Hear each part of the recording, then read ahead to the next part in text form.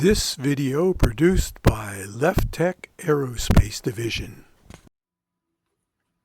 Well, this is part 5 of the Phantom 2 hack and installation of a new flight controller. I made a video between 4 and 5, which is the actual wiring of the pinouts, so to speak, of the NASA controller, which I thought might be a handy reference in case I would want to put this thing back together, which I'm probably not. And where I'm at now, I've jumped ahead, pulled out the ESCs. Let me show you.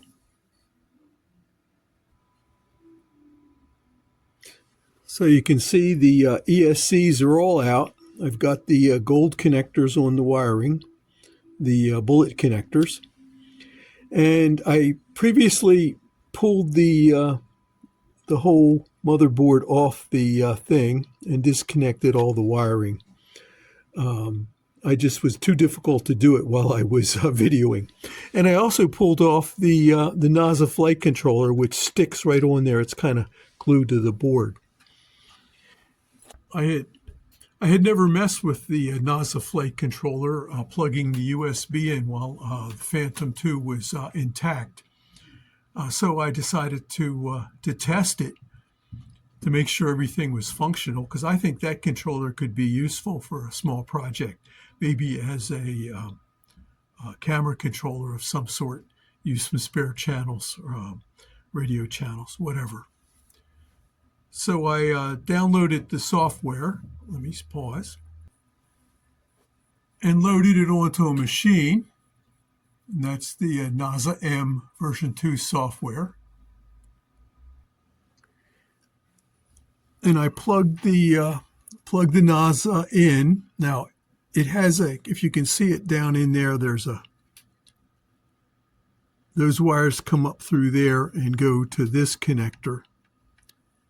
And it's actually a USB through-hole connector in there. It's kind of neat. I was hoping to use that for the upgrade, but I'm probably going to pull the whole thing off and make another one for the new controller. And plugged in 5 volts to one of the outputs of the NASA to give it power. And, well, sure enough, it works. So that's good to know. I'll throw that in the parts box and have it ready to go. All right, I previously unscrewed the board. There was only 4 screws holding it on. That was kind of nice. And let's see what I had to clip the 2 power cables that go down right in there. I actually snipped them and instead of trying to unsolder them. And what else did I have to do? Disconnected the 2 receiver cables. That's the receiver there. It's still bolted on. And the board just came right away. So it's actually pretty easy to remove. Backside you can't see much. It's been painted. But I believe it does power distribution on the board. And that's where the NASA controller was glued down. A bunch of wires and stuff. Toss that into the box marked DJI Phantom 2 parts. And I noticed, by the way, I stuck the P2 battery I have, which has got a fairly good charge, in there and turned it on, and you did get voltage on here. So as I wrote down a little note to myself, the battery works.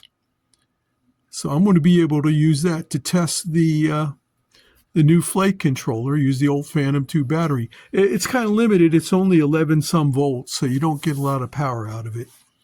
It's a 3S, whereas the Phantom 3s use a 4S. I also discovered the Phantom 3 battery has got the same dimensions along here and everything, and it's got the same head.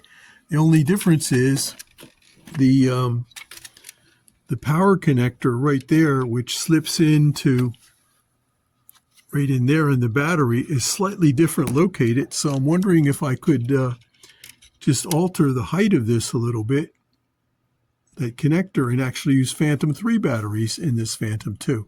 It looks possible. I haven't tried it yet. So that's where I'm at so far. Let me pull off the screws to the receiver, and it'll be down to a naked board.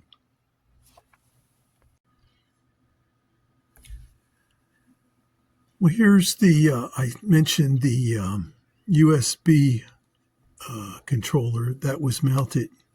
Let's see if I can get that in there. That was mounted down there and went through hull. I'm going to try to fabricate one of those for the new controller.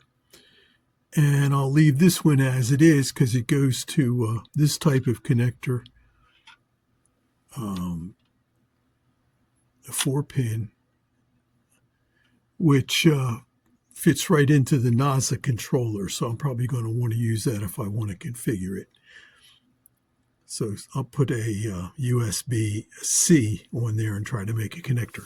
Let me mention here the structural screws that hold the landing gear on and the mounts for the top part of the body all had these nice, can you see it in there, metal inserts in the plastic.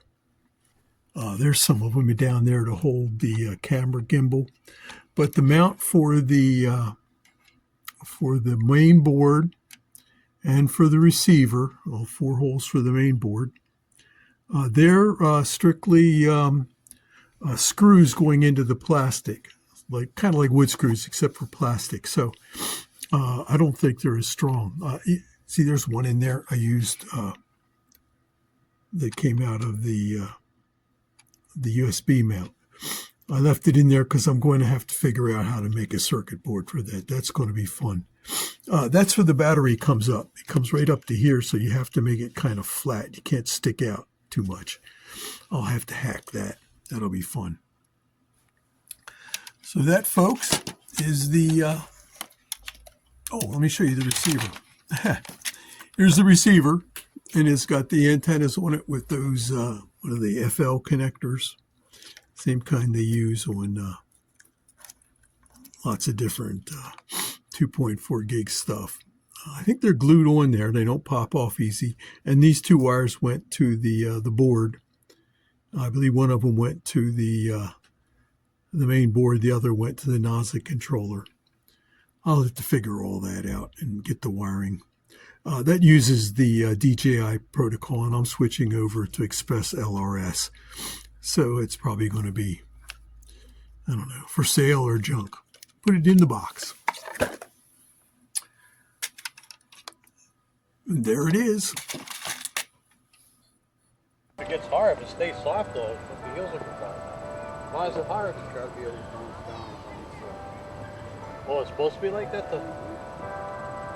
Add here,